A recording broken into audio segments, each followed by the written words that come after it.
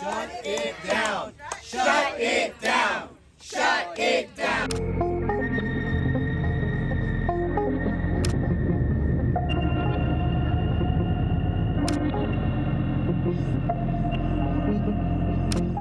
Protesters lined the streets outside of the U.S. Immigration and Customs Enforcement Detention Center in Ochopee, Florida, to protest what they claim are poor conditions inside the facility.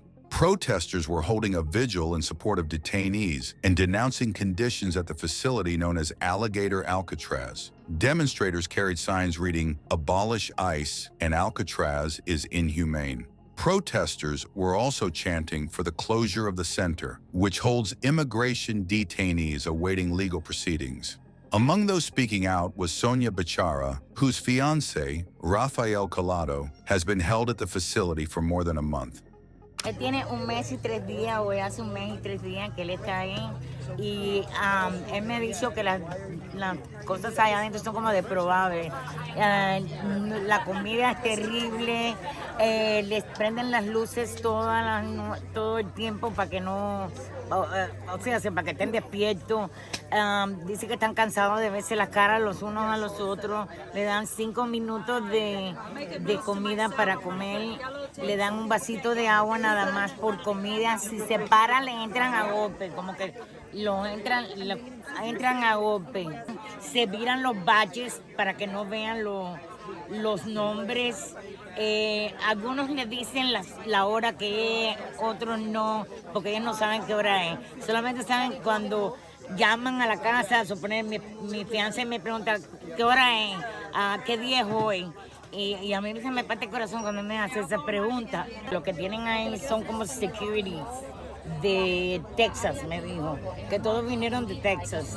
No son ni policías, no son ni oficiales, no ha entrado un oficial de migración para hablar con ellos o para decirle qué va a pasar, nada. Trump has made Alligator Alcatraz emblematic of his hardline immigration policies, boasting of its location in a vast tropical wetland teeming with alligators, crocodiles, and pythons. A federal judge temporarily halted new construction at an immigration detention facility in Florida, dubbed Alligator Alcatraz, while a lawsuit over its environmental impact plays out. The development comes as U.S. President Donald Trump has vowed to launch the largest mass deportation operation in American history. I will rescue every city and town that has been invaded and conquered, and we will put these vicious and bloodthirsty criminals in jail or kick them the hell out of our country, and fast.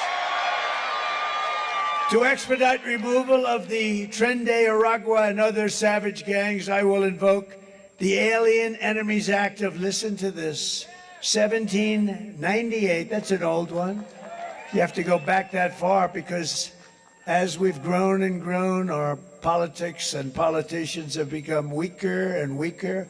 Our laws don't mean anything. It's so bad what's happening to our country, and we're becoming a very unsafe country, but we're going to be a lot more unsafe when you realize that all of the criminals from every country in the world is being deposited right into our nation, and we're not going to take it.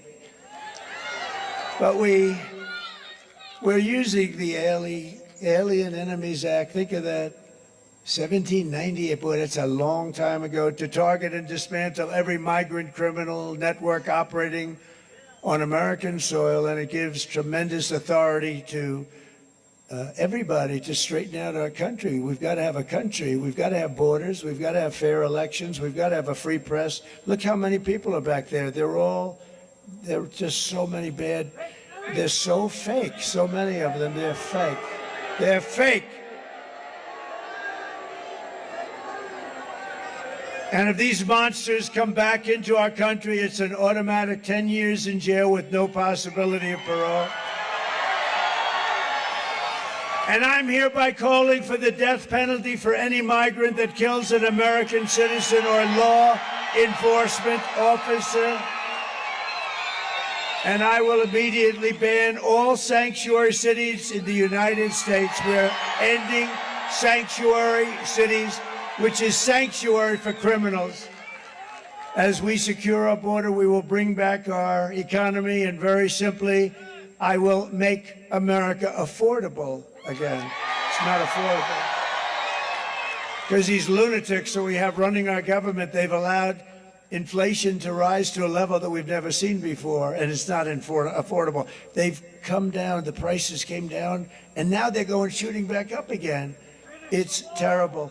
The job, we've got to get those costs down, and I'm going to get them down. You know how I'm going to get them down? We're going to drill, baby, drill. We're going to drill, baby, drill, bring energy down.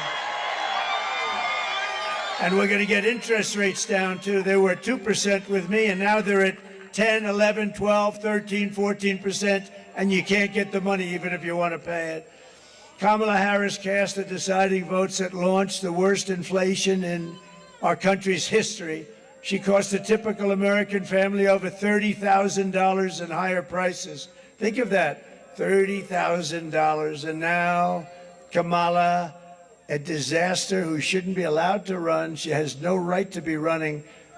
You know what? You know the expression, right? They're a threat to democracy. That's what they are. They are the threat to democracy. Kamala wants to raise the typical family's taxes by nearly $3,000 a year.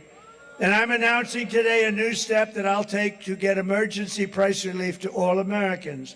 On day one, I will sign an executive order directing every federal agency to immediately remove every single burdensome regulation driving up the cost of goods. They drive up the cost of goods.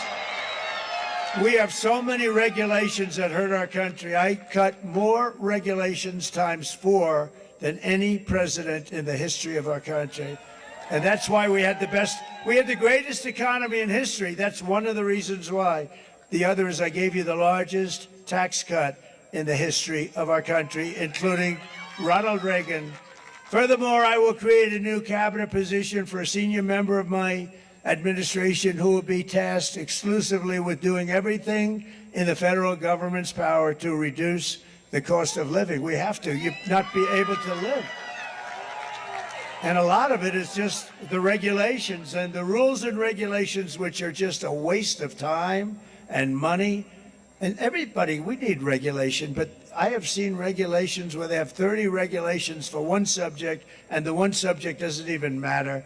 All agencies will be judged daily on their progress in slashing the cost of household items. We're going to slash the costs, and this will be the largest and fastest, most aggressive regulatory reduction. It's going to be the largest regulatory reduction in the history of our country, and it's going to happen very fast. Using just very conservative estimates, we will save the typical household $7,000